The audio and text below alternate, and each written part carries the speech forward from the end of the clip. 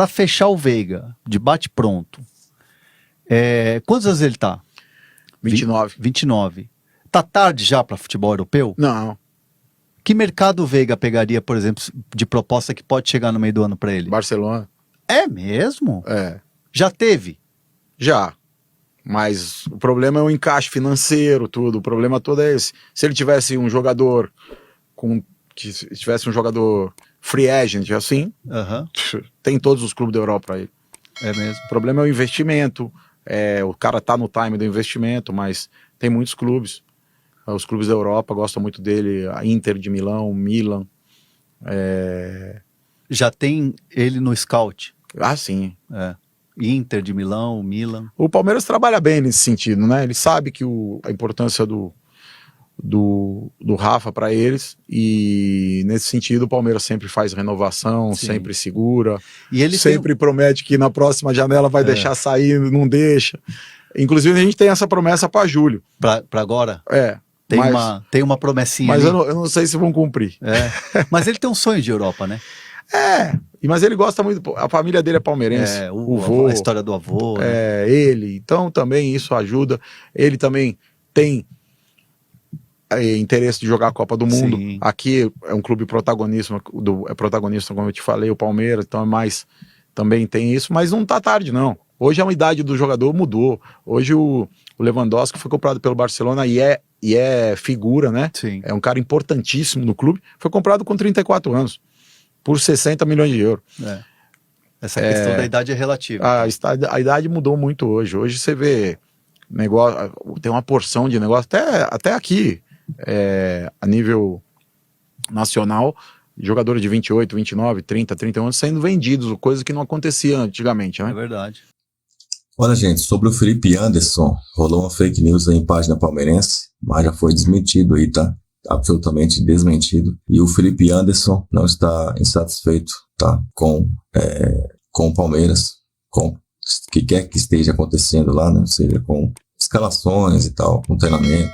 Não está insatisfeito com o Abel nem com o Palmeiras não, tá? Isso aí foi uma fake news, né? Boa sorte e boa recuperação aí pro Felipe Anderson e pra essa página palmeirense também que escorregou aí na casca de banana, né? Da pressão por clique, por likes, pressão por ser visualizado, que é grande, né? Pra quem tá nesse meio digital aqui, não podemos negar. E às vezes as pessoas acabam passando um pouco do ponto, é uma linha muito tênue entre você dar uma notícia ou você colocar uma opinião, que são coisas diferentes, né? Você pode até colocar as duas juntas ali para você dar a notícia e dando opinião, isso é muito comum aqui, mas você tem que realmente ter uma cautela ali para não cair numa dessas aí, né? De chegar ao ponto de viralizar e depois você ser desmentido pela fonte oficial, né? Pelo interessado envolvido oficial, que é complicado, né, a situação. Quando desmente, é o que eu falei aqui, quantas vezes nós, inclusive eu aqui já falamos que a CBF é uma seleção de empresários, né? A seleção brasileira é a seleção de empresários. A CBF nunca veio desmentir, nunca apareceu, nunca vi alguém da CBF desmentindo essa frase.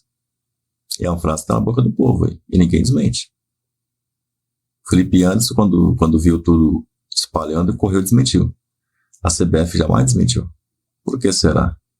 Por que será que temos a percepção tão grande e clara disso e ninguém nunca desmentiu? Deixar a alfinetada da CBF de lado, a PVC trouxe números interessantes de Corinthians e Palmeiras, já que estão para jogar o segundo jogo da final do Paulistão. Allianz Parque, cerimônia de abertura do Brasileirão, domingo, dia 30. Jogo entre o campeão brasileiro Botafogo e o vice-campeão Palmeiras. Aquele jogo que a CBF disse que ia ser dia 29, vai ser dia 30. Bahia e Corinthians também, dia 30. Precisava de tanto desgaste? A gente falou sobre o desgaste que aconteceria na semana do dia 4 de março, que a tabela do Campeonato Paulista marcava a finalíssima para o dia 27 e que a CBF queria Palmeiras e Botafogo no dia 29 para fazer a cerimônia de abertura. Aí a gente perguntou lá no de primeira para a CBF se o jogo ia ser mesmo dia 29. A CBF disse inicialmente que ia esperar a tabela da Libertadores para desmembrar a tabela da primeira rodada do Brasileiro. Só que na sexta-feira, dia 7, a CBF anunciou o desmembramento e disse que tinha avisado em novembro que os estaduais tinham que terminar no dia 26, não 27. Como se não fosse um erro, porque dia 25 tem Argentina e Brasil. 11 campeonatos estaduais vão terminar depois do dia 27. Precisava de todo esse desgaste? Não custava só esperar a tabela da Libertadores para divulgar de uma vez que Palmeiras e Botafogo, Bahia e Corinthians vão ser dia 30? Muita confusão por nada. Mudando o time do Palmeiras, o Palmeiras é o time que mais finaliza no campeonato, 246 vezes. Das 246 vezes, 152 erradas. O que significa que o Palmeiras é o time que mais finaliza errado no campeonato, embora seja o que mais finaliza certo 94 vezes. O Corinthians é o quinto time que mais finaliza no campeonato. Quinto. 165, 165 finalizações. Das 165 finalizações, olha como é diferente o equilíbrio. 81 certas, 84 erradas. Ou seja, o Abel está falando sobre eficácia há um ano, mas o papel do técnico também é corrigir essa eficácia. Você não pode falar sobre não falta eficácia, não falta eficácia, não falta eficácia. Não falta eficácia. Quem tem que treinar para resolver a questão da eficácia é o treino. Mas sim, eu entendo isso, mas acho que também tem outro componente que responde um pouco essa pergunta, esse questionamento do PVC, que é o fato de você estar tendo uma reformulação no teu time. Sim, eu concordo com isso. Aí você tem um Facundo que chegou agora e que é um menino que está se adaptando, é brigador, é lutador, mas ainda precisa de mais tempo. Você tem o Vitor Roque que está no segundo jogo ainda, terceiro jogo. Segundo jogo, né? Você tem o Estevão, que foi muito bem marcado, e o Estevão, a gente não pode ficar colocando toda a responsabilidade em cima do Estevão. O Estevão é um jogador que, de fato, desequilibra, ele é um extra classe, mas não pode colocar toda a responsabilidade em cima dele. E você teve o Veiga, que aí sim é um jogador que tem mais experiência, tem mais idade, e é um jogador que ontem ficou, de fato, sumido no jogo. Por todo o contexto do meio-campo que o Corinthians ganhou do Palmeiras no jogo. A pressão em cima do Corinthians e da comissão técnica fez toda a diferença nessa primeira partida da decisão do Campeonato Paulista. Foi o que colocou o Corinthians em vantagem, na minha opinião. Olha, se perder para o Palmeiras o Campeonato Paulista, a comissão técnica, Ramon Dias e Filho estão demitidos. Essa pressão, e olha que o time do Corinthians não precisa disso, é um bom time, mas fez toda a diferença. A pressão de um lado que faltou do outro. Por exemplo, do Rafael Veiga, que foi cobrado pelo Abel Ferreira. Isso é raro, hein? De um técnico numa coletiva. Ele pode até falar, olha, o meu time isso, o meu time aquilo, mas ele deu nome.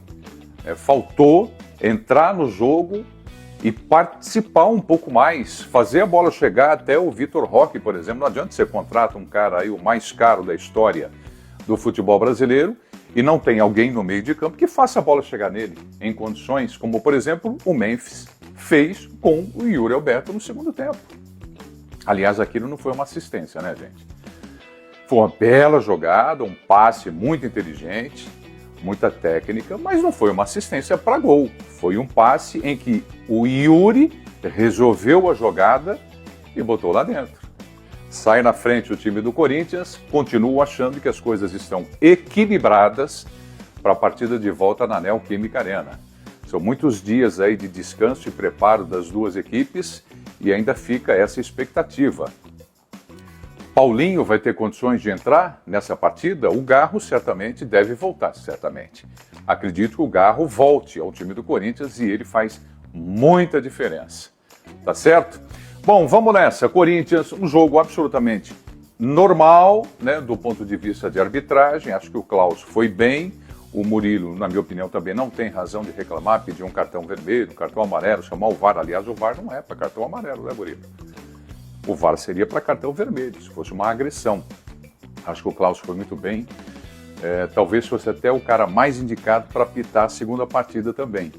Porque vejo que palmeirenses e corintianos ficaram satisfeitos com a arbitragem do Rafael Klaus. Mas vamos lá, vamos aguardar, temos uma semana para bater papo, tá certo? E nós vamos ver também o lance, será que o Everton falhou? Eu até já postei aí no vídeo anterior, num dos vídeos anteriores aí, mas eu não comentei, né?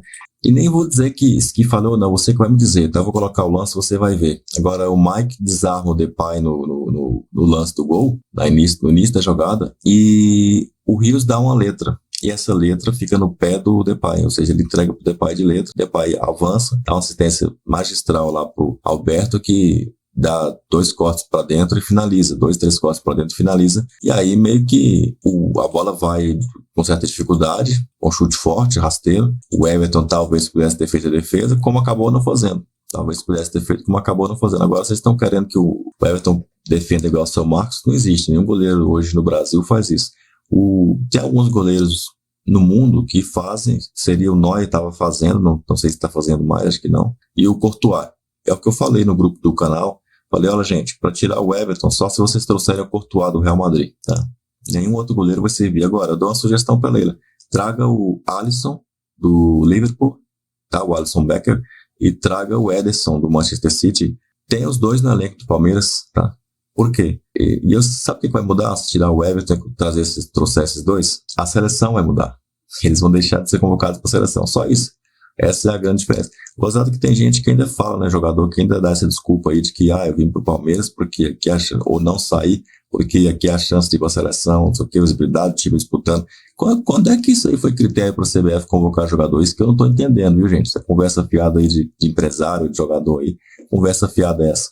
Se fosse assim, o Palmeiras era a base da seleção brasileira, porque é o time que está ganhando absolutamente tudo, disputando tudo, todo ano há 5, 6 anos, para não dizer mais. E você vê ali de vez em quando um gato pingado para a seleção e é banco e nem entra. Quando entra, faltando 3, 5 minutos no máximo ali.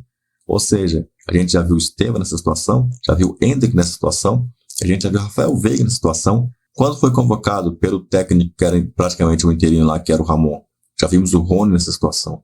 A gente já viu o Dudu nem ser convocado como deveria, quanto deveria. Tantos outros mais que eu nem vou citar. O Everton é convocado, não joga. Ele entrou na Copa do Mundo lá por uma boa vontade do Tite, de todos os jogadores terem pisado em campo, mas depois o time foi eliminado vexatoriamente também para Croácia. Nenhum jogador do Palmeiras, o Murilo foi convocado pelo Dorival, não jogou o zagueiro. E agora o zagueiro que está sendo convocado, o Murilo, é o zagueiro que era do Corinthians, que está jogando lá na Europa, lá, acho que no Manchester United. Ou seja, o Murilo do Palmeiras foi esquecido, e é um baita de um zagueiro. Aliás, o Mikael também chegou mostrando serviço, embora no lance do gol, realmente ele comete um equívoco de deixar o Yuri cortar para dentro para chutar, né? E o Mike fica lá, né? Igual uma poodle, né, correndo atrás do Depay, depois do erro do Rios, e depois correndo igual uma poodle atrás do Mikael, né, que estava marcando o Yuri Alberto, e ele fica igual uma poodle lá atrás, com as mãos para trás, ou seja, ele entrou na área, colocou os braços para trás e não resolveu o problema, né. Então, teve muitos erros no lance do gol, a verdade é essa, tá? Coloca a sua opinião aí, a gente se vê então nesse vídeo aqui, tá? Avante palestra!